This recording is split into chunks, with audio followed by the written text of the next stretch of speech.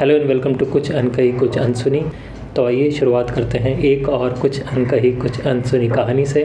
Stay tuned for more updates. आज हमने बात करी मेजर जनरल राजन कोचर वीएसएम से। और मेजर जनरल कोचर का जो एरिया ऑफ एक्सपीरियंस है वो बहुत ज़्यादा वास्ट है। वो डिफेंस टेक्नोलॉजी में बहुत ज़्यादा इंटरेस्ट रखते हैं और उस पर बहुत ज़्यादा पढ़ते और सीखते रहते हैं। और इसके अलावा सर ने national defence academy, defence service staff college of defence management से पढ़ाई की है। वो एक पीएचडी होल्डर भी हैं। इसके अलावा उन्होंने बुक लिखी है। बुक का टाइटल है ब्रेकिंग द चाइनीज़ मिथ। वो आपको अमेज़ॉन या दूसरे पोर्टल्स में मिल जाएगी परचेज़ करने के लिए। बहुत अच्छी बुक है और बहुत अच्छा इंसाइट देती है। तो हमने सर से बात करी कि कैसे वर्ल्ड वॉर 3 की पॉसिबिलिटी बढ़ रही है, वर्ल्ड वॉर 3 हो सकता है या नहीं, अगर होगा तो क्यों और कैसे हो सकता है। कुछ लोग बोलते थे कि वर्ल्ड वॉर 3 अगर होगा तो पानी की कमी से होगा, तो हमने वो भी उनसे पूछने की, समझने की कोशिश की कि ऐसा भी कुछ हुआ है नहीं। फिर हमने बात करी रेड सी वाला जो ट्रेड रूट है उसके रिगार्डिंग, कि उसका क्या इंपॉर्टेंस है वर्ल्ड के लिए और इंडिया के लिए। तो वो कैसे वहाँ पर पायरेसी अपना पैर जमाई हुई है, वहाँ पर की समस्याएं क्या हैं, हम वहाँ पर अपना कैसे दबदबा बना सकते हैं, और इंटरनेशनल ट्रेड के बारे में बात हुई इसकी रिगार्डिंग। इसके अलावा सर ने अपने आर्मी में एक्सपीरियंसेस के बारे में शेयर किया कि कैसे वो लाइफ लेसन्स जो हैं हम उसको अप्लाई कर सकते हैं और बेटर सोसाइटी का डेवलपमेंट हो सकता है। इसके अलावा बहुत सारी चटपटी बातें भी हुई। सो आई होप कि आप इस वीडियो को एंजॉय करेंगे, लाइक करेंगे, शेयर करेंगे, ज़्यादा से ज़्यादा चैनल को सब्सक्राइब करेंगे। सब्सक्राइब करने से यूट्यूब उसको रिकॉग्नाइज़ करता है, हमें नेक्स्ट स्टेप पे जाने पे हेल्प करती हैं। So enjoy the video.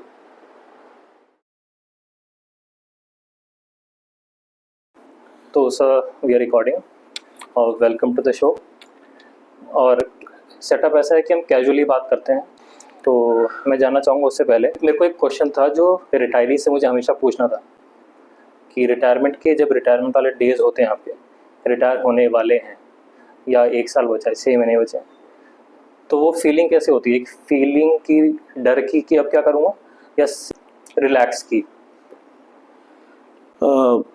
सबसे पहले Shubham, I am grateful to you to be on a show today, and it's always nice to talk to a younger generation and motivate the audience. बहुत interesting question आपने पूछा है ये, because हम सब लोग रिटायर होते हैं, एक ना एक दिन हम सबको रिटायर होना है, and we have to prepare ourselves for this moment. It's extremely important because you have to give opportunities to others also to rise, and unless you leave that post, uh, how will somebody else occupy it? So it's a cycle of life, and I feel that there is a certain sense of achievement in what you have been able to achieve in your career. At the same time, when you are going to shed your uniform, उस time भी एक बहुत अजीब सी feeling होती है कि मैं कल ये यूनिफॉर्म नहीं पहनूंगा.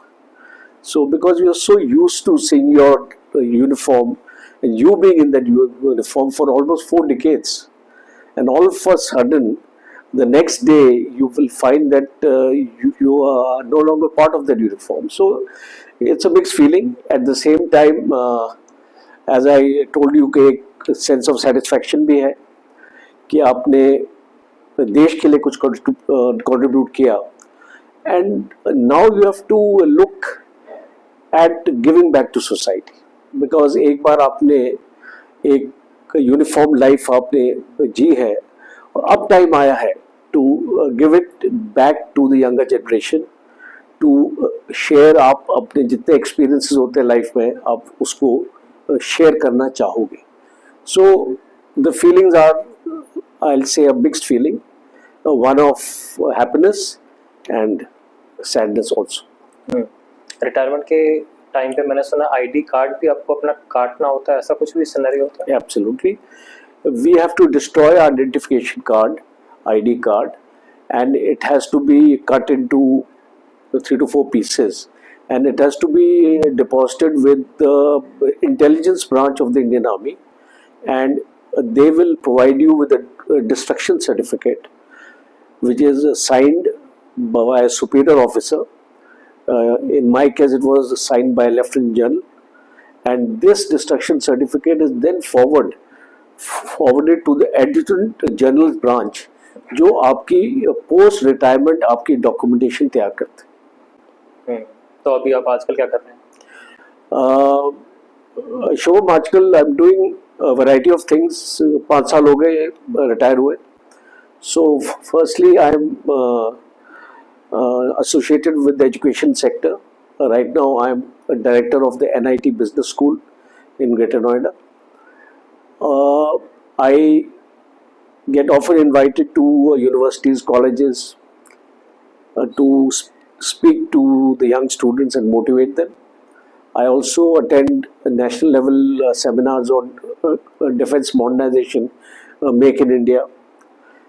I also participate in the TV debates on national channels concerning matters of national security, geopolitics, defense. Also, I have written a book, Breaking the Chinese Myth on China, and that was during the COVID times. और अभी मुझे एक publisher ने approach किया है उस किताब का सीक्वल लिखने के लिए। तो शायद मैं एक दिन बैठूंगा, बिकॉज किताब लिखना इतना आसान काम नहीं होता है। टाइम चाहिए, एक माहौल चाहिए लिखने के लिए। तो वो मैं कोशिश करूंगा कि 1 साल के अंदर एक मेरी I will be able to show you my second book. 1 साल लगता है लिखने में? टाइम लगता है, बिकॉज अभी मैं एक फुल टाइम जॉब में हूँ। वो रिस्पॉन्सिबिलिटी है उस जॉब की। उस जॉब से जो टाइम मुझे फ्री मिलेगा उस किताब में मैं अपना लगाऊंगा। तो इस हिसाब से मैं ये मान के चल रहा हूँ, अपने लिए मैंने टारगेट रखा है that with in 1 year, it can be earlier also, पर 1 साल तो शायद मैं सोचता हूँ मुझे लग जाएगा लिखने में। अब जो कि आप एजुकेशन सेक्टर में हैं, यंग स्टूडेंट्स से इंटरेक्ट कर रहे हैं, लोगों से इंटरेक्ट कर रहे हैं, सो आपके हिसाब से क्या पोटेंशियल आपको दिखता है यंगर जनरेशन में? बहुत अच्छा क्वेश्चन है ये, because I feel that potential is there is no denying the potential, but there is a lot of confusion in mind, there is a lack of focus, people are not putting their full mind and energy into what they want to achieve in life. जैसे कि अपने गोल से कोई गुमराह हो जाता है ना, उस चीज़ की मैं एक एनवायरनमेंट में इसको नज़र आती है मुझे। So my advice to the younger generation is कि आप अपना जो माइंड, जो आप ज़िंदगी में अचीव करना चाहते हैं, उसमें हमेशा फोकस रहिए। Because if you lose focus, then you lose sight of the goal post. You will lose sight of the road map, जहाँ पे आपको जाना है, और आप फिर ना कहीं और चले जाएंगे। And I personally feel that the biggest enemy is the social media. जहाँ पे सोशल मीडिया एक आपके लिए फोर्स मल्टीप्लायर होना चाहिए, एक आपके लिए एक एजुकेशन एनेबलर होना चाहिए कि आपको इंफॉर्मेशन मिल रही है, आपको नॉलेज मिल रही है, आप अपने थॉट्स को और भी मजबूत कर पा रहे हैं। At the same time it has its negative also, it spreads hate, it spreads ऐसे मैसेजेस आप पढ़ते हो जो हाफ द टाइम तो फेक मैसेजेस होते हैं, और आप जानते हैं कि कौन से हैंडल से आते रहते हैं ये, और ये एक स्ट्रेटेजिक कम्युनिकेशन का हिस्सा है। और इसलिए मैं चाहूँगा कि आप जैसे लोग, you must get into the field of strategic communication, you must be able to spread the correct narrative, because आजकल का ज़माना जो है वो है नैरेटिव बिल्डिंग का। जो देश अपना सही नैरेटिव पूरे वर्ल्ड को पहुंचा सकता है, वही देश तरक्की कर सकता है। तो इसलिए इस फील्ड में मुझे पर्सनली लगता है कि हमारा देश लैक करता है in the field of strategic communication. जो हमारे एडवर्सरीज हमसे आगे हैं, खासतौर पे पाकिस्तान, बिकॉज पाकिस्तान के बहुत ही वेल ऑर्गेनाइज्ड है स्ट्रेटेजिक कम्युनिकेशन। हमारे यहाँ पे ज़रूरत है इस चीज़ को और मजबूत करने की। तो आपके हिसाब से ये क्यों है? क्योंकि मैंने कुछ लोगों से सुना है, वो बोलते हैं कि हमारे पास लैक ऑफ एजुकेशन है इन टर्म्स ऑफ फील्ड्स, या क्या क्या स्कोप है। एक तो वो हो सकता है कि बहुत सारे फील्ड हैं, हम उसको एक्सप्लोर कर रहे हैं, इसलिए थोड़ा सा जो यूथ है कंफ्यूज्ड है। एक है कि अभी भी वो एजुकेशन नहीं है और अभी भी वो चुनेगी नहीं चीज़ें पता, इसलिए हम कंफ्यूज्ड हैं। देखिए, जिंदगी में आपके पास ऑप्शंस बहुत हैं। आजकल का ज़माना, जो एजुकेशन हमारा जो बेस है, उस बेस को हमने बदलना है। नेशनल एजुकेशन पॉलिसी 2020 जो आई है, वो एक बहुत अच्छी पॉलिसी आई है, पर वो मैं देखता हूँ ग्राउंड में इम्प्लीमेंट हो नहीं रही है जिस तरीके से उसको होना चाहिए। और ख़ास तौर पे मैं ये चीज़ मानता हूँ कि आजकल का ज़माना है स्किल डेवलपमेंट का। जो आदमी, जिस बच्चे के पास वो हुनर होगा, वो स्किल होगा, वही बच्चा अच्छा कर सकता है। तो your education has to be related to your skill development. अगर मैं आपको एग्जांपल देता हूँ, आज आप you are so young, you are taking my interview which I think anchors of the TV channel also take, and they have spent, उन लोगों ने इतना एक्सपीरियंस टीवी नेटवर्क में और चैनल्स में लगाया है, और तब जाके वो उस मुकाम में पहुंचे हैं।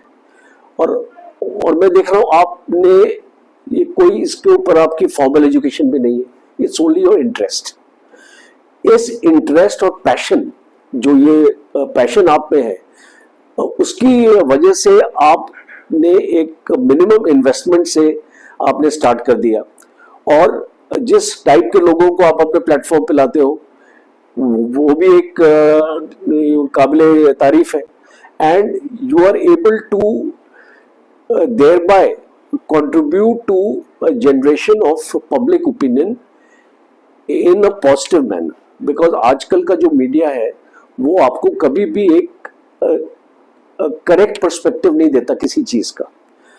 It is dominated by many factors. I will not like to get into this right now, but channels like yours, or there are many other young YouTubers, they are bringing the right content जो हमारी younger generation को सुनना है, देखना है, परखना है और फिर अपना माइंड बनाना है। तो मैं ये चीज में इसको बिलीव करता हूं कि अपॉर्चुनिटीज की कोई कमी नहीं है। It is for you to grab that opportunity. आप में वो काबिलियत होनी चाहिए, वो क्षमता होनी चाहिए कि आप उस अपॉर्चुनिटी को ग्रैब कर पाए और आप उस अपॉर्चुनिटी को एक जरिया बना के एक मुकाम पे पहुंच सके। You reach a level in which you would like to reach. I often tell you know children, वो उसको बोलते हैं सर हम 40 साल की उम्र में, 30 साल की उम्र में I must have a house, I must have a BMW and I must have all this, because मेरे जो फादर थे उनको तो 40 साल लग गए इसको करने में और मैं तो ये 20 साल में करना चाहता हूँ। तो if that is your ambition, then you are going in the wrong direction, because आप अपनी एस्पिरेशंस, आप अपने स्किल्स के ऊपर, अपनी मेहनत के ऊपर, अपने लगन के ऊपर, अपने डिटर्मिनेशन के ऊपर बेस कीजिए। ये सारी चीजें आपको मिलेंगी। These are incidental, don't make this as your goals. अगर आपने इसको अपना गोल्स बनाया तो आपके वैल्यूज एंड बिलीफ्स जो आप अपने रखते हैं अपनी जिंदगी में, आप उससे दूर जाने लग जाएंगे। And no successful man, no success, जहां तक भी आप अगर आप चले जाओ मुकाम में, if you are not a happy man, you are not a successful man. I always believe it.